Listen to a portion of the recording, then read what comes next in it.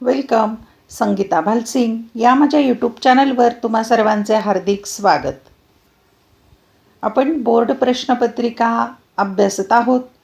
ही प्रश्नपत्रिका आहे या वर्षीची, म्हणजे जी पुरवणी परीक्षा झाली 21 जुलै 2023 रोजी ती प्रश्नपत्रिका आहे. तुम्हाला मी ही प्रश्नपत्रिका दिलेली आहे. विषय आहे कोऑपरेशन म्हणजे सहकार. इयत्ता 12वीची प्रश्नपत्रिका. 3 तास वेळ आहे आणि 80 गुणांची ही प्रश्नपत्रिका मी पूर्वीच या चॅनलवर व्हिडिओच्या स्वरूपात पोस्ट केलेली आहे. त्याची उत्तरपत्रिका आता आपण पाहणार आहोत. इथे तुम्ही सीट नंबर लिहायचा असतो. अशा प्रकारे प्रश्नपत्रिका असते. एक नमुना प्रश्नपत्रिका म्हणून तुम्ही जरूर अभ्यास करा आणि यातील काही प्रश्न नक्कीच पुन्हा रिपीट होत असतात. चला तर पाहूया. इयत्ता 12वी वाणिज्य शाखेची सहकार या विषयाची 80 गुणांची बोर्डाची प्रश्नपत्रिका 21 जुलै 2023ला हा पेपर झालेला होता. त्याची उत्तरं कशी लिहायची ते आपण पाहूया. पण सूचना महत्त्वाच्या आहेत आणि त्या लक्षात घ्यायच्या. सूचना दिलेल्या आहेत. सर्व प्रश्न सोडविणे आवश्यक आहे. उजवीकडील अंक प्रश्नांचे पूर्ण गुण दर्शवतात. डावीकडील अंक प्रश्न क्रमांक दर्शवतात. आणि चौथी सर्वात महत्त्वाची सूचना, सर्वच विषयांना वापरायची. प्रत्येक प्रश्नाच्या उत्तराची सुरुवात नवीन पानावर करावी. म्हणजे नवा प्रश्न, प्रमुख प्रश्न नवीन पानावर घ्यायचा आहे. आता या प्रश्नपत्रिकेत एकूण 8 प्रश्न आहेत, म्हणून त्याचे मी 2 भाग केलेले आहेत. कारण एका भागात सगळ्या प्रश्नांची उत्तरं घेणं शक्य नाही, खूप मोठा व्हिडिओ होईल, म्हणून मी 2 भाग केलेत. पहिल्या भागामध्ये 1 ते 4 प्रश्न आज सोडवणार आहोत आपण, आणि नंतरचा दुसरा भाग जेव्हा येईल त्यात 5 ते 8 प्रश्नांची उत्तरं तुम्हाला मिळतील. या व्हिडिओ लेक्चरमध्ये प्रश्न क्रमांक 1, 2, 3, 4 या प्रश्नांची उत्तरं कशी लिहायची ते आपण आता पाहूया. त्यासाठी तुम्ही चॅनल सबस्क्राईब करा, म्हणजे मी व्हिडिओ पोस्ट केल्याचं नोटिफिकेशन तुम्हाला आपोआप मिळेल. प्रश्न पहिला आहे तो एकूण 20 गुणांचा, आणि त्यातला अ प्रश्न जो आहे तो आहे 5 गुणांचा, म्हणजे 20 गुणांचे वस्तुनिष्ठ प्रश्न आहेत. खालील दिलेल्या पर्यायांमधून योग्य पर्याय निवडून विधाने पूर्ण करा व पुन्हा लिहा. सूचना लक्षात घ्या. विधाने पुन्हा लिहा, म्हणजे उत्तर लिहायचं आहे आणि विधानामध्ये उत्तर लिहायचं आहे, हे लक्षात घ्या. 1. सभासद हे सहकारी बँकेचे टिंबटिंब असतात. पर्याय सावकार, सेवक आणि मालक. आता याचं अचूक उत्तर जे आहे, अचूक उत्तर आहे मालक. मग तुम्ही फक्त मी जशी रेषा मारली तशी रेषा मारू नका, कारण मी इथे तुम्हाला समजण्यासाठी उत्तर अधोरेखित केलं आहे. तुम्ही पूर्ण विधान लिहायचं आहे. सभासद हे सहकारी संस्थेचे मालक असतात असं विधान लिहायचं आणि त्या मालक शब्दाखाली 2 रेषा मारायच्या. मग एक ओळ सोडायची आणि मग दुसरं विधान लिहायचं. वयाची टिंबटिंब वर्ष पूर्ण झालेली व्यक्ती सभासदत्वास पात्र असते. पर्याय 18, 15, 21. आणि याचं अचूक उत्तर जे आहे ते आहे 18. आता इथे पण पूर्ण विधान लिहायचं. वयाची 18 वर्ष पूर्ण झालेली व्यक्ती सभासदत्वास पात्र असते असं विधान लिहायचं. एक ओळ सोडायची आणि मग तिसरं विधान लिहायचं. असं प्रत्येक ठिकाणी करायचं आहे. सहाय्यक निबंधकाची नेमणूक टिंबटिंब स्तरावर होते. पर्याय तालुका, विभागीय, राज्य. आणि याचं अचूक उत्तर आहे तालुका. क्रमांक 4. भांडवल उभारणीचे टिंबटिंब हे बाह्य साधन आहे. पर्याय भाग, कर्जरोखे, राखीव निधी. याचं अचूक उत्तर आहे कर्जरोखे. क्रमांक 5. नागरी सहकारी बँक टिंबटिंब भागात कार्य करते. पर्याय शहरी, ग्रामीण, जिल्हा. आणि याचं अचूक उत्तर आहे शहरी. नागरी म्हणजेच शहरी. शहरी सहकारी बँक, नागरी सहकारी बँक एकच. प्रश्न क्रमांक ब आहे. योग्य जोड्या जुळवा. अ गट आणि ब गट 5 गुण आहेत. अ गटामध्ये संचालक, सहयोगी सभासद, भारतातील पहिला सहकारी संस्था कायदा, अंकेक्षक आणि अंतिम सभा अशा 5 बाबी दिल्यात. आणि ब गटात त्याच्या जोड्या शोधायच्या. 1. 1904 हिशेब लेखन करणे. सहकारी संस्थेचे सावकार संयुक्तपणे भागधारण करतो. हिशेब तपासणी करणे. सहकारी संस्थेचे अस्तित्व. सभासदांचे प्रतिनिधी. संस्थेचा शेवट. केवळ प्रवेश शुल्क भरतो. 1912. आता आपण जोड्या अचूक लावूया. क्रमांक पहिला किंवा अ आहे. संचालकची जोडी आहे 7व्या क्रमांकावर. सभासदांचे प्रतिनिधी. आता मी अच्या समोर 7 लिहिलं आहे, तर तुम्ही तसं लिहायचं नाही. तर तुम्ही संचालक शब्द लिहून त्याच्या पुढे लिहायचं आहे सभासदांचे प्रतिनिधी. असं लिहायचे शब्द, दोन्ही गटाच्या जोड्या लावायच्यात. ब, सहयोगी सभासद, त्याची जोडी आहे संयुक्तपणे भागधारण करतो. क, भारतातील पहिला सहकारी संस्था कायदा 1904. नंतर ड, अंकेक्षकची जोडी आहे हिशेब तपासणी करणे. आणि 5 किंवा ई, अंतिम सभा, त्याची जोडी आहे संस्थेचा शेवट. त्याच्यासमोर ती जोडी लिहायची. मी लिहिले तसे अंक लिहू नका. प्रश्न क्रमांक पहिल्यातला क सुरू होतोय. खालील विधानांसाठी एक शब्द किंवा शब्दसमूह लिहा. 5 गुण आहेत. 1, केवळ प्रवेश फी भरून सभासदत्व मिळवणारी व्यक्ती, तिला म्हणतात नाममात्र सभासद. त्याच्यापुढे असा शब्द लिहायचा. 2, सहकारी संस्थेच्या उपविधीस मान्यता देणारा अधिकारी, त्या अधिकाऱ्याला म्हणतात सहकार आयुक्त व निबंधक. आता उत्तराला इथे जागा पुरत नाही म्हणून मी साईडला घेतलेलं आहे. 3, सहकारी संस्थेमध्ये सातत्याने वर्षभर चालणारी हिशेब तपासणी, त्याला म्हणतात निरंतर अंकेक्षण. 4, राष्ट्रीय स्तरावर सहकार शिक्षण व प्रशिक्षण संस्थांचे नेतृत्व करणारी सर्वोच्च संस्था, त्या संस्थेचं नाव लिहायचं आहे राष्ट्रीय सहकारी संघ. आणि 5वं शेवटचं, जिल्ह्यातील सर्व सहकारी संस्थांची बँकर म्हणून कार्य करणारी बँक, तिचं नाव आहे जिल्हा मध्यवर्ती सहकारी बँक. प्रश्न क्रमांक पहिल्यातला ड, खालील विधाने चूक की बरोबर ते लिहा. 5 गुण आहेत. आता मी अगोदर इथे उत्तर नोंद करते आणि मग त्याचं स्पष्टीकरण सांगते. आता पहा की बरोबर विधान पहिलं, चौथं, 5वं आहे आणि चूक विधान दुसरं, तिसरं. पहिलं विधान, सहकारी संस्थेचे सभासद संचालकाची निवड करतात, हे विधान बरोबर आहे. 2, महाराष्ट्रात अमरावती येथे पहिली जिल्हा मध्यवर्ती सहकारी बँक स्थापन झाली, हे विधान चूक आहे. तर अमरावती नव्हे तर अकोला येथे स्थापन झाली. 3, भारतात सहकार शिक्षण व प्रशिक्षणाची गरज नाही, हे विधानसुद्धा चूक आहे. 4, कार्यकारी समिती उपसमिती नेमू शकते, हे विधान बरोबर आहे. 5, सहकारात नफ्यापेक्षा सेवेला अधिक महत्त्व दिले जाते, हे विधानसुद्धा बरोबर आहे. म्हणजे पहिलं, चौथं, 5वं बरोबर आहे, दुसरं आणि तिसरं चूक आहे. प्रश्न क्रमांक दुसरा, खालील संज्ञा किंवा संकल्पना स्पष्ट करा. 4 सोडवायच्या. 6 दिल्या आहेत, 4 सोडवायच्या आणि 8 गुण आहेत. म्हणजे एका संकल्पनेला 2 गुण. 1, सहयोगी सभासद. 2, भाग भांडवल. 3, नाणे बाजार. 4, सहकार वर्ष. 5, सहकार आयुक्त व निबंधक. 6, सहकार शिक्षण. आता इथे आपण उत्तरपत्रिका तयार करत आहोत, त्यामुळे मी सर्व सोडवलेले आहेत. क्रमांक 1, सहयोगी किंवा संयुक्त सभासद.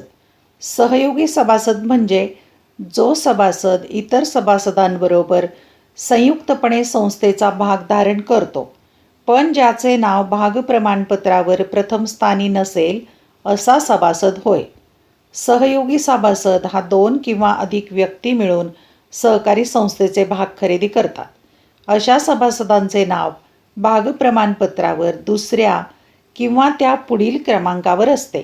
सहयोगी सभासदाला कोणतेही अधिकार प्राप्त होत नसतात. या सभासदास सभेस हजर राहण्याचा, मतदान करण्याचा, निवडणुकीस उभे राहण्याचा अधिकार नसतो. जर क्रियाशील सभासद सभेत गैरहजर असेल तरच सभेत हजर राहून मतदान करण्याचा अधिकार असतो. अशा सभासदाला स्वतंत्रपणे भाग प्रमाणपत्र दिले जात नाही. पुढची संकल्पना आहे भाग भांडवल, शेअर कॅपिटल. भाग भांडवल हे सहकारी संस्थेच्या अंतर्गत भांडवल उभारणीचे एक प्रमुख वित्तीय साधन आहे. भाग भांडवल हे संस्थेच्या मालकीचे भांडवल असते. भाग म्हणजे संस्थेच्या सभासदांचा एकूण भांडवलातील लहान हिस्सा किंवा अंश होय. सहकारी संस्था जेव्हा भागांची विक्री करून भांडवल जमा करते, तेव्हा त्यास भाग भांडवल असे म्हणतात. व्यवसायाच्या स्वरूपानुसार भागांची दर्शनी किंमत ठरवली जाते. भागांची दर्शनी किंमत किती असावी याबाबत संस्थेच्या पोटनियमात तरतूद असते. सहकारी संस्थेत भांडवलापेक्षा व्यक्तीला जास्त महत्त्व असते. भाग भांडवलावर सहकारी संस्थेची पत ठरते. भाग धारण करणाऱ्या व्यक्तीस भागधारक असे म्हणतात. भाग भांडवल कशा पद्धतीने जमा केले जाईल याविषयीचे नियम संस्थेच्या उपविधीत नमूद केलेले असतात. संस्थेच्या उपविधीत अधिकृत भाग भांडवलाचा उल्लेख असतो. भाग भांडवल हे संस्था अस्तित्वात असेपर्यंत संस्थेत राहते.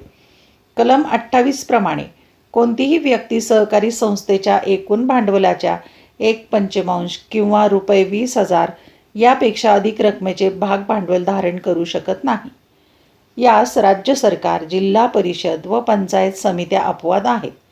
तथापि राज्य सरकार राजपत्रात अधिसूचना प्रसारित करून कोणत्याही प्रकारच्या संस्थेचे भाग भांडवल धारण करण्याची मर्यादा वाढवू शकते. सभासद हे त्या सहकारी संस्थेचे मालक असतात. सहकारी संस्था सभासदांना भागांची विक्री करून भांडवल उभारणी करतात. भाग भांडवलाची विक्री सहकारी संस्थेच्या नियमांना अनुसरूनच केली जाते. अशा प्रकारे संज्ञा स्पष्ट करायची आहे. तिसरी संज्ञा आहे नाणे बाजार. ग्रामीण भागातील प्राथमिक सहकारी पतसंस्थांचा नाणे बाजाराशी संबंध येत नाही. राज्य सहकारी बँक राज्यातील जिल्हा मध्यवर्ती सहकारी बँका व इतर सहकारी संस्थांच्या राखीव निधीची व अतिरिक्त भांडवल रकमेची गुंतवणूक नाणे बाजारात करते. विविध प्रकारच्या पैशाचे अल्प व मध्यम मुदतीचे व्यवहार करणाऱ्या सर्व संस्थांना दिलेले संयुक्त नाव म्हणजे नाणे बाजार होय. सहकारी क्षेत्राचा व नाणे बाजाराचा संबंध राज्य सहकारी बँकेमार्फत येतो. राज्य सहकारी बँक कर्जरोख्यांची खरेदी आणि सरकारी योजनात गुंतवणूक करण्याचे कार्य करते. नाणे बाजारातून अल्प मुदतीचे कर्ज काढून आर्थिक टंचाईच्या काळात जिल्हा मध्यवर्ती बँकांना वाटप करते. शेती व्यवहारातून निर्माण झालेल्या कृषी हुंड्या राज्य सहकारी बँक नाणे बाजारात वटवते.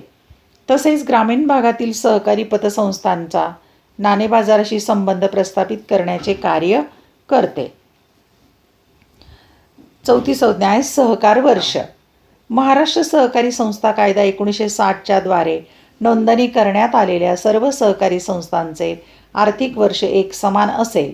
त्यानुसार सहकारी संस्थेचे आर्थिक वर्ष 1 एप्रिल ते 31 मार्च असेल. या आर्थिक कालखंडास सहकार वर्ष असे म्हणतात. क्रमांक 5. सहकार आयुक्त व निबंधक. 1. महाराष्ट्र सहकारी संस्था कायदा 1960 कलम 2:24 व कलम 3 नुसार ज्या व्यक्तीची नियुक्ती सहकार आयुक्त व निबंधक या पदावर महाराष्ट्र शासन करते त्या व्यक्तीस सहकार आयुक्त व निबंधक म्हणतात. तो सहकार खात्याचा सर्वोच्च अधिकारी असतो. 6. सहकार शिक्षण. डॉक्टर कृष्णास्वामी यांनी असे प्रतिपादन केले आहे की सहकार शिक्षण म्हणजे सहकाराशी संबंधित असणाऱ्या व्यक्तींना सहकाराची तत्त्वे, पद्धती व उद्देश यांचे ज्ञान देणे होय. तसेच सहकारातील निष्ठा व स्वखुशीने एकत्रित काम करण्याची योग्यता किंवा कुवत इत्यादी गुणांचा विकास करणे होय. प्रश्न क्रमांक 3. खालील विधानांबाबत स्वमत लिहा. कोणतेही 2 सोडवायचे 3 पैकी. म्हणजे 6 गुण आहेत, एका प्रश्नाला 3 गुण. 1. सहकार चळवळीमध्ये राजकीय हस्तक्षेप वाढला आहे. 2. पहिली सर्वसाधारण मंडळ सभा सहकारी संस्थेचे अस्तित्व निर्माण करणारी असते. 3. जिल्हा मध्यवर्ती सहकारी बँकेची वाढती थकबाकी ही गंभीर समस्या बनली आहे. आता स्वमत लिहूया आपण. क्रमांक 1. सहकार चळवळीमध्ये राजकीय हस्तक्षेप वाढला आहे. उत्तर वरील विधानाशी मी सहमत आहे. कारण 1. सर्वसामान्यांच्या विकासासाठी अस्तित्वात आलेली सहकारी चळवळ व सहकारी संस्था राजकीय पक्षांची राखीव कुरणे बनली आहेत. 2. सहकारी संस्थांचा निधी राजकीय नेते निवडणुका लढवण्यासाठी आणि अन्य राजकीय कार्यासाठी वापरतात. 3. सहकारी संस्था विशिष्ट वजनदार राजकीय नेत्यांची मक्तेदारी बनल्या आहेत. याचा परिणाम म्हणजे सहकारी चळवळीची अवनती झाली आहे. 2. स्वमत स्पष्ट करायचं आहे. पहिली सर्वसाधारण सभा सहकारी संस्थेचे अस्तित्व निर्माण करणारी असते. उत्तर निबंधकापासून संस्था नोंदणी प्रमाणपत्र प्राप्त झाल्यानंतर 3 महिन्याच्या आत सहकारी संस्थेचा प्रवर्तक पहिली सर्वसाधारण सभा आयोजित करतो. सभासदांच्या पहिल्या सर्वसाधारण सभेस नियामक सभा म्हणतात. या सभेत पुढील कामकाज करण्यात येते. 1. सभेच्या अध्यक्षाची निवड. 2. संस्थेच्या नोंदणीविषयीची माहिती सभासदांना देणे. 3. संस्थेच्या उपविधीस स्वीकृती देणे. 4. 1 वर्षासाठी हंगामी व्यवस्थापन समितीची निवड करणे. 5. संस्था स्थापन करण्यासाठी झालेल्या खर्चाला मान्यता देणे. 6. प्रवर्तकाच्या नावे असणारे बँकेतील खाते संस्थेच्या नावाने करणे. 7. नवीन सभासदांना प्रवेश देणे. 8. सभासदांना द्यावयाच्या कर्जाची मर्यादा वाढवणे. 9. आगामी वर्षाच्या अंदाजपत्रकाला मंजुरी देणे. 10. अध्यक्षाच्या परवानगीने ऐनवेळी येणारे विषय. अशा प्रकारे पहिल्या सर्वसाधारण सभेनंतर सहकारी संस्था अस्तित्वात येते. 3. जिल्हा मध्यवर्ती सहकारी बँकेची वाढती थकबाकी ही गंभीर समस्या बनली आहे. उत्तर: वरील विधानाशी मी सहमत आहे. कारणे: 1. वित्त हे वित्तीय संस्थांचे जीवनदायी रक्त आहे. त्याचा पुरवठा आटल्यास संस्थेच्या कामकाजावर प्रतिकूल परिणाम होत असतो. 2. जिल्हा मध्यवर्ती सहकारी बँक प्राथमिक पतपुरवठा सहकारी संस्थांना कर्जपुरवठा करते. या बहुसंख्य संस्था अकार्यक्षम असल्याने त्यांची थकबाकी उत्तरोत्तर वाढत चालली आहे. 3. प्राथमिक पतपुरवठा सहकारी संस्था आर्थिक अडचणीत सापडल्या आहेत. त्या जिल्हा मध्यवर्ती सहकारी बँकेने दिलेल्या कर्जाची परतफेड करण्यास असमर्थ आहेत. 4. वाढत्या थकबाकीमुळे खेळत्या भांडवलाचा ओघ आटत चालला आहे. राजकारणी व्यक्तींच्या हस्तक्षेपामुळे थकीत कर्जाची वसुलीही करता येत नाही. 5. त्यामुळे आज महाराष्ट्रातील बहुसंख्य जिल्हा मध्यवर्ती सहकारी बँका आर्थिक अडचणीत सापडल्याचे दिसून येते. प्रश्न 4. फरक स्पष्ट करा. कोणतेही 3. 4 पैकी 3 सोडवायचे. 12 गुण आहेत, म्हणजे एका प्रश्नाला 4 गुण. 1. क्रियाशील सभासद आणि नाममात्र सभासद. 2. वैधानिक हिशेब तपासणी आणि अंतर्गत हिशेब तपासणी.